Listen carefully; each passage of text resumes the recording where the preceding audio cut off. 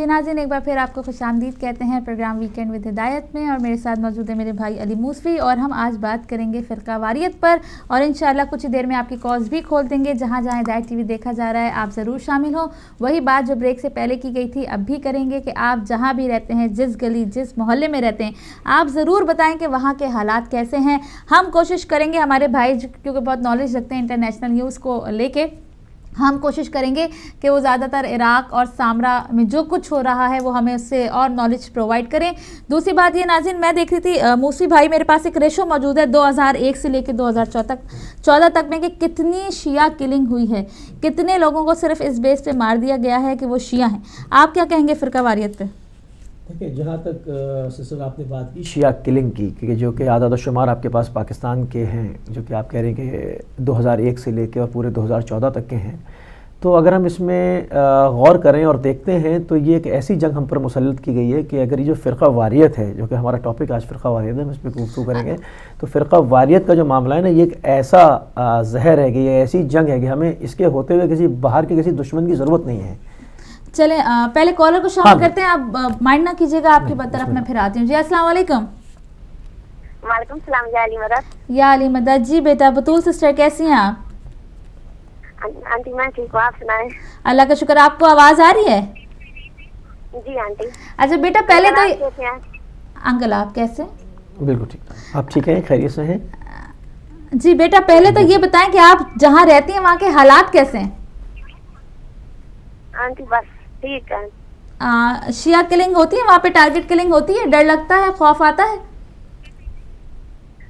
नहीं आंटी नहीं होती। किधर रहती हैं आप? आंटी हम डेरा फील खान से थोड़ा आगे। चलें जी, बहुत अच्छी बात है कि आपकी तरफ अमन है, अल्लाह अमन कायम रखे आपकी तरफ। क्या सुनाएंगे आज आप हमें? आंटी हम कसीदा सुनाना चाहते हैं। बिस्मिल्लाह कीजिए। अल्लाहुम्मा सल्ली अला मुहम्मद व आले मुहम्मद। नसीब मुल्ला तेरी क्या है जिंदगी, कमियां कमियां बलिया नाल तेरी दोस्ती, नसीब मुल्ला तेरी क्या है जिंदगी, कमियां कमियां बलिया नाल तेरी दोस्ती, तेरी दोस्ती तेरी दोस्ती, कमले बोले लूले लंगड़े तेरे हैं वली, कमले बोले लूले लंगड़े तेरे हैं वली, मेरे इमाम बारह चौदह सारे हाशमी, कमले बोले लूले लंगड़े तेरे हैं वली, मेरे इमाम बारह चौदह सारे हाशमी, हर नेमत खुदा दी अता है, जिसे घरदान कुछ ना खुदा है, हर नेमत खुदा दी अता है, जिसे घरदान कुछ ना खुदा है, तेरी नेमत दारा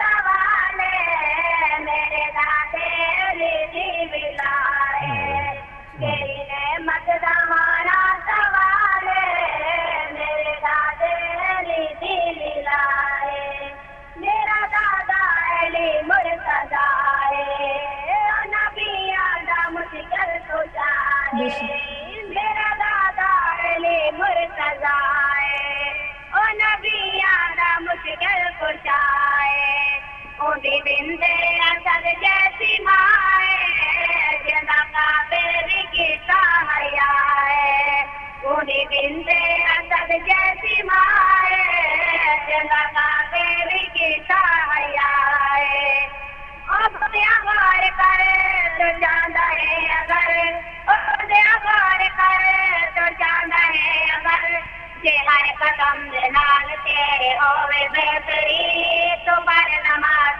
अल्लाह भी ते कर अली अली, ओ वर नसीब मुल्ला तेरी क्या है जिंदगी, कमियां कमियां बंदियां नाल तेरी दोस्ती, जो डोला ही वे मुर्तजा है, जो डोला ही वे मुर्तजा है, जिना अलमारी छाए बनाए, इना बोलो कोई ऐसी सनत है, इना चेकिंग में कोई नहीं कराए, इना बोलो कोई ऐसी सनत है, इना चेकिंग में कोई नहीं कराए, इना बोलो है पर्ची बिलावी,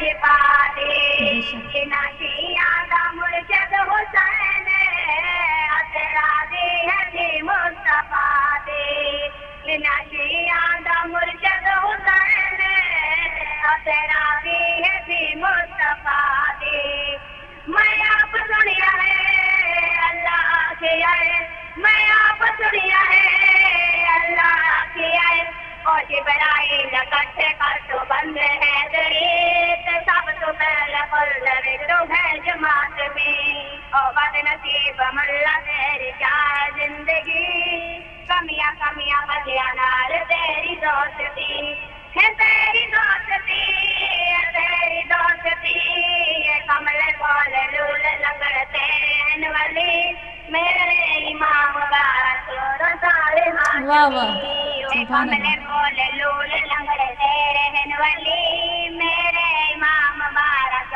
رسال ہاشمی اللهم صل على محمد خدا حافظ آنٹی جزاک اللہ اللہم صلی علی محمد و آل محمد جزاک اللہ جیتے رہو سلامت رہو بہت خوبصورت انداز میں بہت خوبصورت آواز میں پوری پرزور طریقے سے ہمیشہ آتی ہیں جب بھی اسی طرح آتی ہیں جی ناظرین کوشش کر رہے ہیں کہ ہم اپنے عالم دین کو لائن پہ رہیں پہلے کالر کو شامل کرتے ہیں السلام علیکم مصفی بھائی مقصود سے بات کر رہا ہوں واٹ فورڈ سے جزاک اللہ اسپیکر میں آواز نہیں آ رہی ہے کنٹرول روم سے گزارش ہے جی میں دراصل موبائل سے فون کر رہا ہوں میں نے بڑی کوشش کی ہے لیکن میں چونکہ مجھے نکلنا تھا جی جی شاہ صاحب مجھے آپ ایک کی دعا آواز میں آ رہی ہے برمنگھم بالکل شامل ہونا ہے اپنے کزن کی برسی ہے اچھا تو ساتھ ہی عاشور کاظمی صاحب کی قبر پہ جاؤں گا جی تو وہاں جا رہا ہوں تو میں راستے میں ہوں دراصل آپ کا جو آج کا ٹاپک ہے ہم نے اپریل 2008 میں خود احتسابی ایک ناگزیر عمل ایک پوری کتاب لکھی تھی اس کا دہشت گردی کا جی اس کا ایک قطعہ ہے کیوں اعادہ کربلا کا تجھ پہ ہو عرض وطن حوصلہ زینب کا اور صبر حسینی چاہیے واہ واہ نو کے نیزہ زندان شام ہو کے دربار یزید حق پر رہنا چاہیے سچ بات کہنی چاہیے واہ واہ ہم 8 اپریل 95 کو جنگ میں فرقہ واریت اور پولیس 22 جولائی 97 کو فرقہ واریت اور بدامنی پاکستان میں مسلسل دہشت گردی میں پچھلے 25 برسوں سے لکھ رہا ہوں جنگ میں اور کتابیں لکھی ہے میں نے اپنے جیب سے خرچ کر کے لاکھوں روپے خرچ کر کے ایسی کتابیں لکھی ہیں اس میں ایک آزاد نظم ہے اور تقریب بغاری پر کچھ ایسے اشعار بھی ہیں کہ مسالک کے خود ساختہ ٹھیکیداروں بہاؤ نہ خون اوروں کو مارو وطن پر کرم کچھ تم ہی کر دو یارو بگاڑو نہ اس کو اگر نہ سنوارو کہاں کا تمہیں اجتہاد آ گیا ہے مساجد میں ہونے لگے قتل عام وطن میں ہے جینا بڑا سخت کام بتانے سے ڈرتے ہیں لوگ اپنا نام کوئی کرنا دے زندگی ہی تمام نہ واقف ہے لگتا جلاد آ گیا ہے رہو وسط میں نہ حد سے بڑھو رکھو ایک اب نہ باہم لڑو نہ تم دشمنوں کے ہی کاندھے چڑھو نہ رشتہ دیوار تم بھی پڑھو فرعون آ رہا ہے شداد آ گیا ہے اس قسم کا تو ہم کوشش کرتے رہے ہم نے اپنا حصہ جتنا ڈالنا تھا اس میں ڈالا ہے میاں صاحب کی پچھلی دونوں حکومتوں میں بھی ہم برابر ان کو یاد کراتے رہے کہ ان کی 2 بار ان کی حکومت اور 2 بار پیپل پارٹی کی حکومت لا اینڈ آرڈر کی وجہ سے ختم ہوئی ہے تو انہیں کوئی توجہ نہیں دی وہ اس پر وہ آنکھ بند کر لیتے ہیں اور حالات بہت خطرناک صورت اختیار کر گئے ہیں اب طاہر قادری صاحب کی بات ہے اگر ان کو روکتے ہیں تو بھی مشکل نہ روکتے ہیں تو بہت ہے وہ ان کے گلے میں پھانس اٹک گئی ہے جی ہاں تو کوشش یہ ہونا چاہیے کہ ملکی حالات سنبھلے جائیں لیکن میاں صاحب میاں برادران غلطیوں پر غلطیاں کر رہے ہیں اور ملک کو ایک ایسی خونریز قسم کی فرقہ واریت ہی نہیں بلکہ اپنی سول وار کی طرف دھکیل رہے ہیں اللہ پاکستان کا حامی و ناصر ہو لیکن انہوں نے حکومت وقت میں کوئی کسر نہیں چھوڑی بالکل بالکل صحیح فرمایا میں یاد رکھیے جزاک اللہ بہت شکریہ شاہ صاحب سب سے پہلے تو آپ کے ممنون و مشکور ہیں کہ آپ کو جانا تھا اور پھر بھی آپ نے فون کیا موبائل سے آپ فون کر رہے ہیں آپ کی اس محبت کا آپ کی ذرہ نوازی کا بہت بہت شکریہ جی ناظرین اگلے کالر کو بھی شامل کرتے ہیں السلام علیکم وعلیکم السلام ورحمۃ اللہ وبرکاتہ بیٹا میں मोहम्मद मशकूब लंदन से बोल रहा हूँ। सलामत रहें, बहुत शुक्रिया मोहम्मद याकूब अच्छा साहब। भाई, आपको और माली मसीह साहब को मदब के साथ सलाम अर्ज करता हूँ। वालेकुम सलाम और जनाबा की मैं बातें सुनो, हकीकत ये है कि जब भी आप बातें करते तो ऐसे मालूम होता है कि जैसे मुंह से फूल खिलते हैं और इन फूलों की खुशबू पूरी दुनिया में जा रही है। बात यह है कि जिस इंसान को बात करने का तरीका आ गया, उसको जिंदगी निभाने का तरीका आ गया। तो मैं दुआएं देता हूँ आप लोगों को कि आप लोगों के जरिए से पूरी दुनिया में हिदायत का जरिया एक चल रहा है, जिसके जरिए से हम लोग हिदायत सीख रहे हैं। तो ये आपकी सुनहरी बातें भी सुनी है और आपकी बातें भी सुनी है।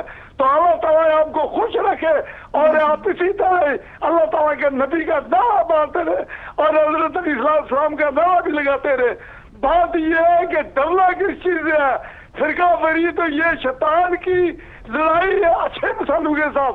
तो अच्छे इंसानों को यही चाहिए कि अल्लाह ताला के रसूल पर भरोसा रखकर इनका मुकाबला करते रहे। इंशाअल्लाह ताला ये शैतान कुछ भी नहीं कर सकेगा। लड़ाई सिर्फ शैतान की है और अल्लाह वालों की है।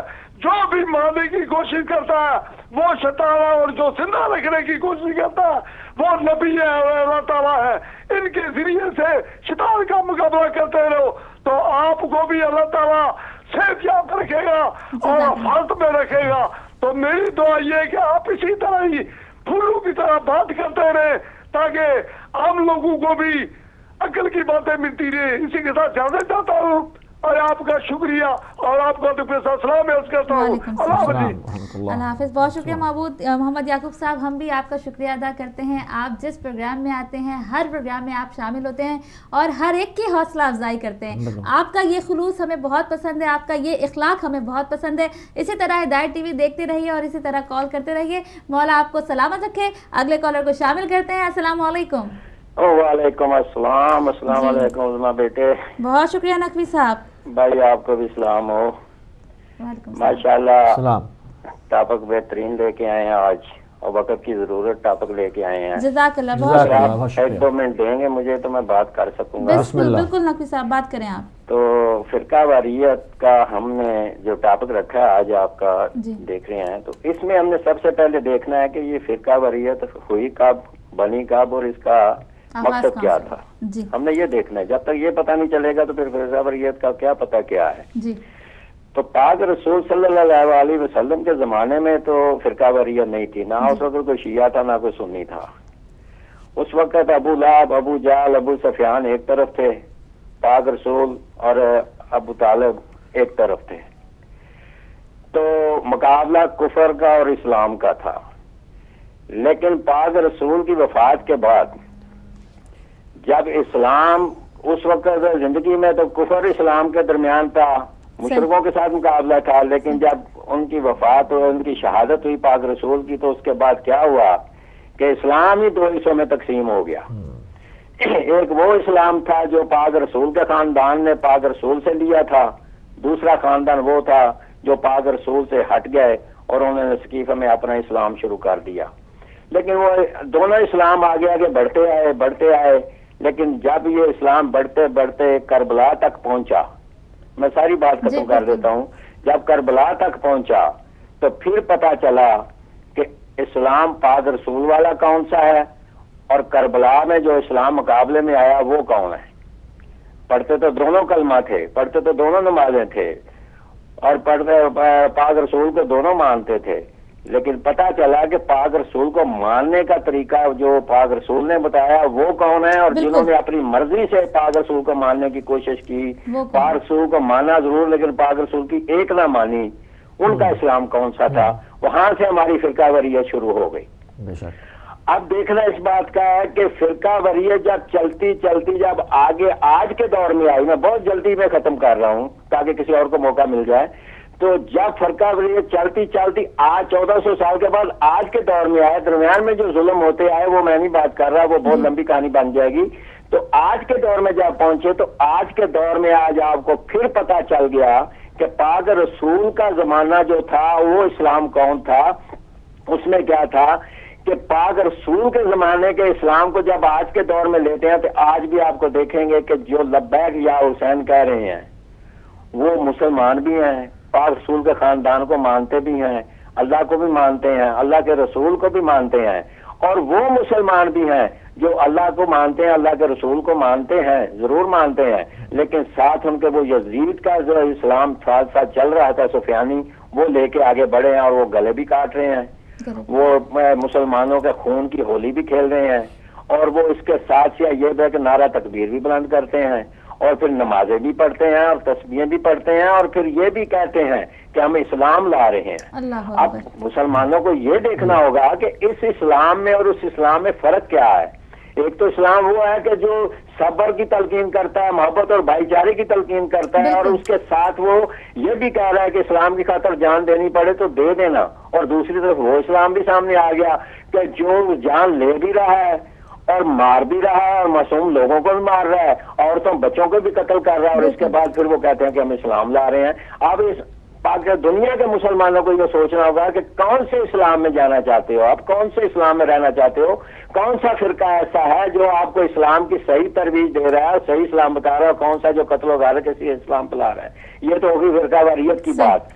اب آگے بات اس دور میں کہ جو واقعات پاکستان میں ہو رہے ہیں, تو اس میں بھی آپ کو پتہ چل رہا ہے کہ آج کے زمانے میں بھی یزید زندہ ہے, بالکل, اور یزید کی فوج آج بھی ہے اور وہ کام کر رہی ہے. جیسے کہ لاہور میں جو واقعہ ہوا اور یزیدیوں نے جس طریقے سے بے گناہ لوگوں کو خون سے ہولی کھیلی اور مارا بچوں اور عورتوں کو, اور پھر اس کے بعد بڑے تمتراک طریقے سے ٹی وی پہ بیٹھ کے کہتے ہیں کہ ہم نے شرمندگی اظہار نہیں کرتے بلکہ تمتراک طریقے سے کہتے ہیں کہ ہوا تو کیا تو یہ کیا تو وہ کیا, یعنی وہ اپنی شرمندگی کو اظہار نہیں کرتے بلکہ کہتے ہیں جو کچھ ہوا ہے ٹھیک ہوا ہے. تو اب ہم نے آج کے دور کے ابن زیاد کا مقابلہ کرنے کے لیے اس حسینی اسلام کو سامنے لا کر اس کا جھنڈا بلند کرنا ہے, اور اس دور کے ابن زیاد اور یزیدوں کو ختم کرنے کے لیے ہمیں حسین کے علم کے نیچے اکٹھا ہو کے ان کا مقابلہ کرنا ہوگا, اور کریں گے. اور انشاءاللہ حسین کل بھی زندہ تھا, حسین آج بھی زندہ ہے, حسین کل بھی زندہ ہے. جب تک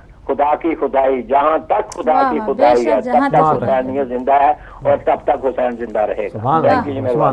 جزاک اللہ, آپ سلامت رہیں. ماشاءاللہ, جب تک خدا کی خدائی تب تک نام حسین زندہ رہے گا. بہت خوبصورت میسج کے ساتھ نقی صاحب آئے اور ہمارے حوصلے اور بلند ہو گئے, اور یہ میسج چلا گیا کہ بھائی تم کتنا فرقہ واریت کے نام پہ کتنا ہی ہمارا خون بہاتے رہو, کتنا ہی بے گناہوں کو مارتے رہو, لیکن یہ نام حسین جو ہے یہ نہیں مٹ سکتا. آب و تاب سے یہ چمکتا رہے گا. دیکھیں, جہاں ہماری بات ہو رہی تھی کہ ہم, آپ کا بھی تعلق کراچی سے اور میرا بھی, تو ہم اس کو جو دیکھتے ہیں, اگر میں اپنے بچپن میں جاؤں اور دیکھتے ہیں کہ جو ہماری ٹریڈیشنل عزاداری کھارادر کی ہے, کیونکہ جو بھی کراچی کا ہے یا کراچی کی عزاداری سے واقف ہے تو وہ ایک کلچر اور اس کو وہ بہت مانوس ہے کہ جہاں محرم کا چاند طلوع ہوتا تھا اور ہوتا ہے بلکہ, تو وہاں پر پورے 10 دن پوری رات عزاداری ہوتی ہے.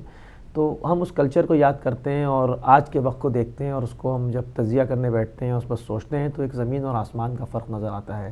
کہ مطلب ایک وہ دور تھا کہ پوری رات جیسے کہ لوگ آ رہے ہیں دنیا بھر سے, مطلب پورے ادھر شہر کے مختلف علاقوں سے بے خوف و خطر, عورتیں بچے, پوری رات کا مطلب عزاداری ہے. تو یہ تو نہیں ہے کہ یہ ٹائم آنے کا ہے اور یہ ٹائم جانے کا ہے, مطلب کوئی کس ٹائم پہ شریک ہو رہا ہے, کس ٹائم پہ جا رہا ہے, مطلب کوئی وہی نہیں. اس میں اہل سنت برادران کی سبیلیں ہیں, ٹھیک ہے نا, وہ اس کے اوپر بہت خوبصورت بینر آویزاں کیے ہوتے تھے جو کہ امام حسین السلام کی پیاس کا ذکر ہوتا تھا. مطلب ایک معاشرت وہاں پر آپ کو نظر آتی ہے.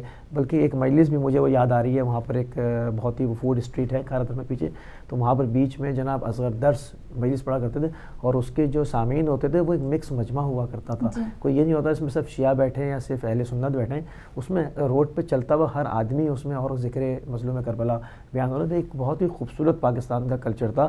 مگر یہ فرقہ واریت جو پھیلائی, تو ہمیں کسی نہ ہندوستان کے گولوں کی ضرورت رہی, نہ ہمیں اوپر کسی اور حملے کی ضرورت رہی. ہمارے اندر ہی جو ہے نا یہ بم بن کے جو ایک مصیبت سب کے اوپر نازل ہوئی. خالی یہ نہیں کہ صرف اس سے ایک شیعہ ہی متاثر ہیں, مطلب میں سمجھتا ہوں پاکستان میں رہنے والے جتنے بھی فرقے ہیں, جتنے قسم کے لوگ ہیں, وہ ان تمام چیزوں سے جو ہے نا براہ راست متاثر ہو رہے ہیں, اور عاجز, اب تو باقاعدہ عاجز آ چکے ہیں, کیونکہ وہ جو ایک پیس تھا, وہ ایک کلچر تھا, ایک سکون تھا, وہ غارت ہو چکا ہے. اب ایک ہر آدمی اپنی پرسنل کیپیسٹی کے اندر جو ہے وہ ایک ڈرا ہوا ایک خوف محسوس کرتا ہے کہ مطلب وہ نوکری پہ جا رہا ہے تو سوچتا ہے کہ میں واپس گھر پہنچوں گا, صحیح نہیں پہنچوں گا, کل صبح کیسے جاؤں گا, کل ٹی وی کھول کے دیکھوں گا تو کیا ہو رہا ہوگا. مطلب یہ سب جو ہے نا یہ فرقہ واریت سے ہم پر جو ہے ایک جو ایک افتاد نازل ہوئی ہے وہ صرف کہ عدم برداشت، وہی انہی لوگوں کے ساتھ ہم صدیوں سے سالوں سے وہاں رہ رہے تھے، اب کیوں ہم ایک دوسرے کے دشمن بن گئے، کیوں ہوا یہ سب کچھ؟ تو یہ ہم اس کے اوپر گفتگو کر رہے ہیں. آپ آئیں ہمارے پروگرام میں اور اپنا حصہ ڈالیں. بالکل لوگ آ رہے ہیں، لیکن میں نے آپ کو موقع دیا کہ آپ بھی ذرا بات کریں فرقہ واریت پہ آپ کیا سوچتے ہیں. اور آپ نے بہت اچھا میسج دیا. لیکن صرف کراچی کی بات نہیں ہے، اب تو یہ آپ پنڈی تک دیکھیں کیا ہی عزاداری شاندار ہوتی تھی، اور اب وہاں پر بھی کیا حال ہو گیا. لیکن پھر شیعان اہل بیت نے منہ توڑ جواب دیا کہ تم ہماری عزاداری کو روک نہیں سکتے، تم یہ کام نہیں کر سکتے. میرے پاس ایک پوری ریشو موجود ہے، انشاءاللہ بریک کا وقت یہاں ہوا جاتا ہے. ناظرین یہاں بریک لیتے ہیں، واپس آتے ہیں اور پھر تفصیل سے بات کرتے ہیں فرقہ واریت پر، اور پھر آپ سے یہ سوال کریں گے پلیز مجھے اپنے بیک پہ لے کے جائیں، اپنے پاسٹ میں لے کے جائیں، اور وہ دور بتائیں کہ جب یہ سب کچھ نہیں ہوتا تھا. اور آپ کے ہم منتظر رہیں گے. لیتے ہیں چھوٹی سی بریک، ملتے ہیں بریک کے بعد.